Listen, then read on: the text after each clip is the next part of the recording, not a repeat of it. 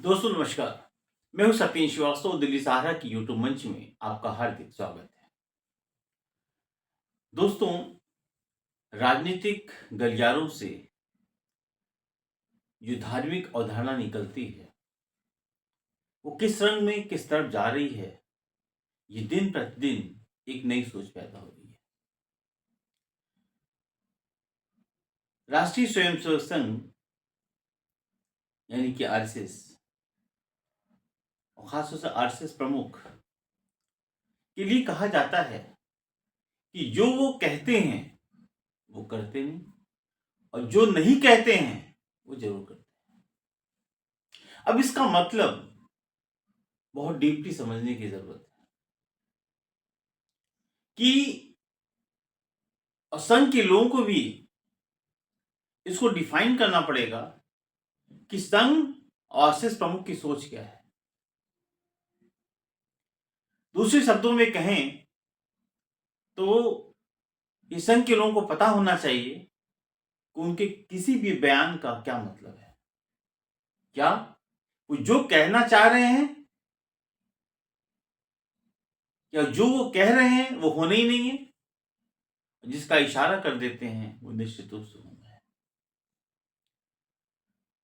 2022 में और 2019 में आरएसएस प्रमुख ने एक बयान दिया था कि हम क्यों हर मस्जिद में शिवलिंग तलाशें। और उसके बाद यानी कि आरएसएस प्रमुख का बयान अपने आप में एक ऐसी लकीर है जिसके ऊपर संघ का स्वयंसेवक जीने मरने को तैयार रहता है। तो उन्होंने तस्मा कर दिया। फिर अगर ऐसा था तो ज्ञानव्यापी से लेकर के संभल तक और संभल से अजमेर शरीफ तक की जो धुआं उठा, तमाम मामले गए, न्यायालय में गया, सर्वे रिपोर्ट में गया, तमाम प्रकरण हुए। इसका मतलब क्या है? बहुत ही महीन बात उन्होंने कही कि क्यों हम मस्जिद में जाके शिवलिंग तलाशें। लेकिन तलाश तो उसी रूप में, उसी प्रकरण में आगे बढ़ रही है। संभल में अभी जो लगभग आधा दर्जन मौत हुई है, 6 है, 4 है, सही संख्या क्या है उसकी, वो भी एक प्रकरण है कुछ तलाशने का, न्यायालय के आदेश पे। इसका मतलब है कि कहीं ना कहीं संघ के बयान हर मामले में अहम है। दोस्तों, इस प्रकरण से ये जो धुआं उठा है इसका क्या मतलब है, हम विस्तृत विश्लेषण आपके बीच में प्रस्तुत करेंगे। उसके पहले आपसे एक निवेदन करेंगे जो हमेशा करते आए हैं कि जिन लोगों ने अभी तक दिल्ली सहारा की यूट्यूब चैनल को सब्सक्राइब नहीं किया है, प्लीज सब्सक्राइब करें, लाइक करें, ज्यादा से ज्यादा शेयर करें। कि दोस्तों, आपका जो प्यार हमें मिल रहा है, जो आशीर्वाद मिल रहा है, उसी के सहारे हम आपके सामने उपस्थित हैं। आपसे निवेदन करेंगे कि जो लोग भी ये चाहते हैं कि दिल्ली सहारा का यूट्यूब चैनल मजबूत हो, आपसे पुनः निवेदन है कि आप हमारे थैंक्स बटन को दबा करके जो भी मदद करना चाहें कर सकते हैं। अब देखिए दोस्तों, ज्ञानवापी मामले जो मामला है पूरा वो न्यायालय में लंबित है। लेकिन ऐसी अवधारणा है कि अजमेर शरीफ या जो भी मुस्लिमों का धार्मिक स्थल है उस पर समय समय पर कोई ना कोई ऐसे बयान आ जाते हैं, चाहे छुटभैया नेता क्यों हो या बड़े नेताओं क्यों हो, कि वहां पर शिवलिंग की तलाश होनी चाहिए, ये तलाशी हो रही है या होने का प्लान बन रहा है। इस तरह की चीजें कहीं ना कहीं एक वर्ग में एक नेगेटिव माहौल पैदा करने के लिए ये खबरें आग का काम करती हैं। और कभी कभी ऐसा होता है कि होता कुछ भी नहीं, सरकार की कोई भी योजना नहीं होती, सरकार की कोई सोच नहीं होती है, प्रशासन इस बारे में सोचता भी नहीं है, लेकिन वो धुआं उठने लगता है। और जब धुआं उठता है तो कहीं ना कहीं चिंगारी नजर आती है और मामला इतना तूल पकड़ लेता है कि फिर काबू नहीं आता है। आखिर इस खबर का खंडन खुद आरएसएस प्रमुख ने अपने आप में किया है। जब एक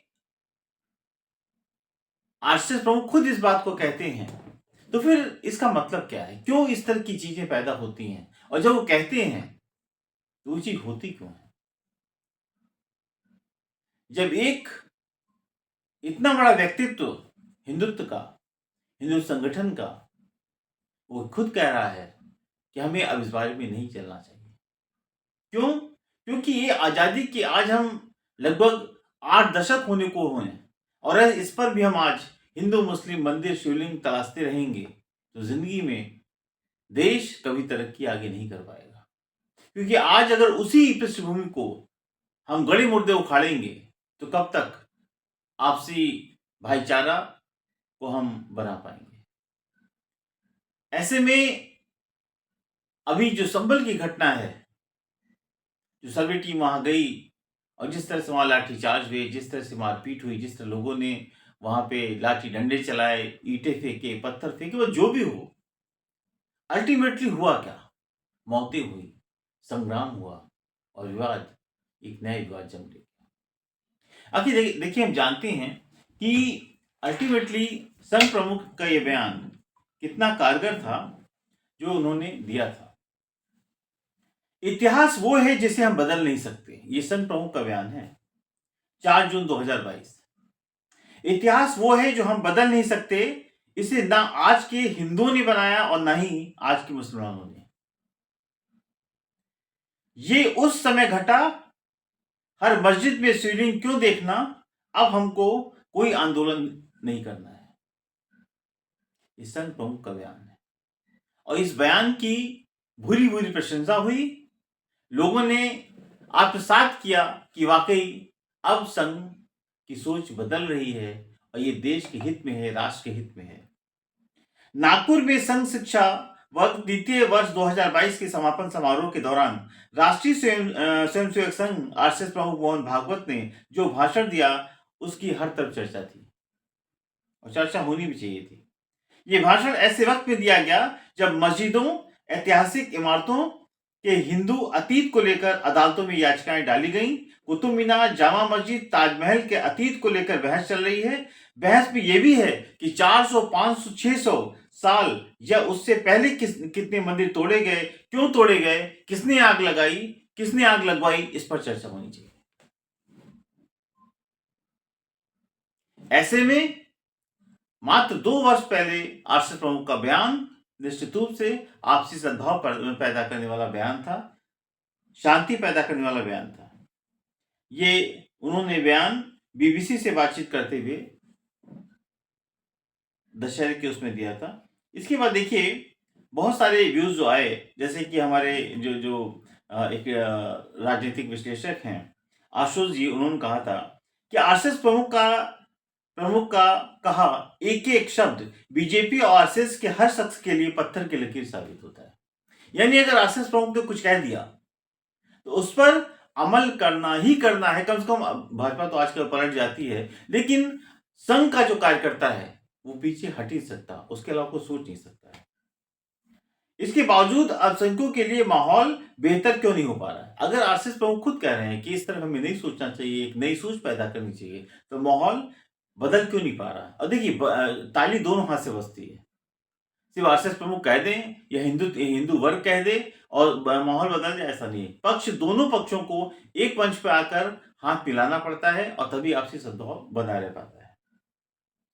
मोहन भागवत के बयानों के बावजूद अल्पसंख्यकों के खिलाफ वायरल होते भद्दे वीडियोस, बिगड़ते माहौल पर जो है रतन शादा कहते हैं कि आरएसएस प्रमुख जो कहते हैं वो आरएसएस के लिए कहते हैं, हिंदू समाज के लिए कहते हैं। अब उनसे कितने लोग उसको अपनी अहम शब्द मानते हैं, पत्थर की लकीर मानते हैं, ये समझने की जरूरत है। देखिए ये जो बयान है ये साबित करता है कि आरएसएस भी अभी चाहती है कि कम से कम देश के अंदर एक सद्भाव बना रहे, एक आपसी भाईचारा बना रहे। लेकिन इस तरह से अगर संभल की घटना होती रहेंगी, अगर अजमेर शरीफ की तरफ जो है इशारा होता रहेगा, तो निश्चित रूप से आपसी सद्भाव नहीं बन सकता। और अजमेर शरीफ तो आप जानते हैं कि अंतर्राष्ट्रीय ऐसी जगह है जहाँ पे लोग आकर चादर चढ़ाते हैं। खुद प्रधानमंत्री ये तमाम लोग भेज चुके हैं। बहुत सारे पॉलिटिकल पार्टीज़ के बड़े-बड़े नेता, प्रधानमंत्री ऐसे लोग हैं जो कि वहाँ पे जाके चादर चढ़ाते हैं या चादर चढ़वाते हैं। देखिए, इस पे एक बहुत बड़ा सवाल उठता है कि क्या आरएसएस प्रमुख जो कहते हैं, वो करते नहीं? जो नहीं कहते हैं, उसी पे ज़्यादा अमल होता है।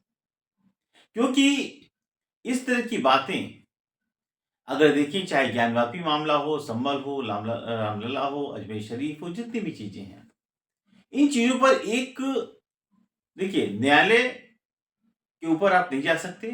न्यायालय के सामने जब कोई मामला आता है, तो न्यायालय उस पर कोई न कोई आदेश ज़रूर देगा। उसमें न्यायालय की बाध्यता है, वो फाइलों को उठा के बंद नहीं कर सकता। वो सरकारी फाइलों के सरकारी बाबुओं की तरह ही फाइल को दबा दिया। वो आज नहीं तो कल उस पर निर्णय होगा, बहस होगी, इन्वेस्टिगेशन होगा। न्यायालय तो अपना काम करेगा, क्योंकि न्यायालय में अगर कोई भी व्यक्ति कोई रिट डालता है और न्यायालय समझता है कि इस पर विचार होना चाहिए, तो करेगा। वो गलत है, सही, इसका फैसला तो बात की बात है। इसलिए न्यायालय पे कोई सवाल नहीं उठाया जा सकता कि न्यायालय ने आदेश दिया सर्वे का, न्यायालय ने आदेश दिया, ऐसा नहीं है। न्यायालय तो आदेश किसी न किसी चीज का देगा ही, जो तथ्य उसके सामने रखे जाएंगे। क्योंकि न्यायालय या जज खुद जा करके जो है एविडेंस नहीं तराशेगा। उसके सामने जो एविडेंस आएगा उसी पे फैसला देगा। एविडेंस नहीं होंगे तो हमको उसका फायदा ही मिलता है, लेकिन कोर्ट खुद जाके एविडेंस नहीं तलाशती। ऐसे में इस तरह की जो बातें हो रही हैं कि कोर्ट ने आदेश दिया, क्योंकि इसमें एक पॉलिटिकल अभी जो है स्टेटमेंट आया था समाजवादी पार्टी के रामगोपाल यादव का। इस साइड उन्होंने ट्वीट किया था कि जो जज हैं वो आग लगवा रहे हैं। उनके बयान, उनकी कार्यशैली, सवाल इस बात का है कि इसके लिए उनका अपना बयान क्या सही है क्या गलत, हम उसके ऊपर नहीं जाते। लेकिन हम इतना कह सकते हैं कि जो माननीय न्यायालय हैं, उन पर सवाल उठाने से पहले हमको थोड़ा-सा अपने गिरेबान में या पॉलिटिकल पार्टीज़ के लोगों को अपने गिरेबान में झाँकना चाहिए। जो मौके की नज़ाकत को ना समझते हुए ऐसे बयान दे देते हैं, जिससे खुद आग लग जाती है। इसलिए किसी न्यायालय के ऊपर कोई टिप्पणी करें, इसके पहले वो देखें कि उनके बयानों से कितनी आग लग चुकी है और आगे कितने बयानों से उनकी आग लगेगी। ये बहुत बड़ी चीज़ है। इस पर गंभीरता से विचार होना चाहिए। संभल की घटना एक न्याय विवाद है और निश्चित रूप से वहाँ पे जो कुछ हुआ है, वो लॉ एंड ऑर्डर की कमी है, आम जनमानस की कमी है, क्योंकि वहाँ वीडियो दिखाए गए, लोग ईंटें पत्थर लेके मार रहे हैं। ऐसे में कोई भी धार्मिक विवाद को जन्म देना या धार्मिक विवाद को बढ़ा-चढ़ा कर पेश करना, दोनों ही चीज़ें गलत हैं। लेकिन सबसे बड़ी दुःख की बात ये है कि आज़ादी के हम 7 से 8 दशकों के करीब बैठे हैं और आज भी हम हिंदू, मुस्लिम की बात कर रहे हैं। मस्जिदों में शिवलिंग तलाशने की बात कर रहे हैं। कौन मस्जिद कहाँ बनी थी, किसने बनाई थी, किसने तोड़ी थी, किसने गिरवाई थी, इसकी बात कर रहे हैं। अगर ये हम पुराना इतिहास, अतीत खोदते रहेंगे, तो शायद हम अपने राष्ट्र का विकास नहीं कर सकते हैं। आज जो बेरोज़गारी है, उस पर कोई बात नहीं कर रहा है। जो एक-एक पैसे के लिए लोग तरस रहे हैं, भुखमरी है, उस पर कोई बात नहीं कर रहा है। चिकित्सा व्यवस्था जो बर्बाद और तबाह हो चुकी है, उस पर कोई बात नहीं कर रहा है। अगर आपके पास लाखों रुपया नहीं है, तो आप अपने घर के मरीज को बचा नहीं सकते हैं, उसकी मौतें भी हो सकती हैं। सरकारी अस्पतालों की जो हालत है, वो किसी से ऐसा नहीं है, किसी को पता नहीं है, लेकिन उसके बावजूद हम बात मंदिर, मस्जिद, अतीत और वर्तमान की कर रहे हैं। यही दोस्तों राष्ट्र के विकास में सबसे बड़ी कमी है और आम जनमानस जिस सबसे बड़ी त्रासदी से झेल रहा है, बेरोजगारी, महंगाई, उस पर ध्यान ना दे करके ऐसे मुद्दों को उठा करके टाइम पास करने के लिए शायद ऐसा वक्त गलत है। इसमें न्यायालय की भूमिका पर जो लोग सवाल उठाते हैं, भूमिका सबकी होती है, उसमें पॉलिटिकल पार्टीज की, आम जनमानस की भूमिका सबसे ज्यादा है। इनको अपनी भूमिका को पहले अपने गिरेबान में झाँक करके देखना होगा, वरना इस तरह के मामलों को पैदा करके, इन मामलों में ऐसी टीका-टिप्पणी करके, ये जो धार्मिक भावनाओं को भड़काने का काम होता है, चाहे वो कोई भी करे, ये गलत है और इसको ही रोकना होगा। आरएसएस प्रमुख का बयान निश्चित रूप से काबिल-ए-तारीफ़ है, लेकिन इस बयान की जो अवधारणा है, इस पर गंभीरता से विचार होना चाहिए। दोस्तों, आपको हमारा ये विश्लेषण कैसा लगा? प्लीज़ कमेंट बॉक्स में कमेंट्स करें, लाइक करें, शेयर करें। मैं हूँ सत्येंद्र श्रीवास्तव। कल फिर एक नए विश्लेषण के साथ आपके बीच में मौजूद होऊँगा। नमस्कार।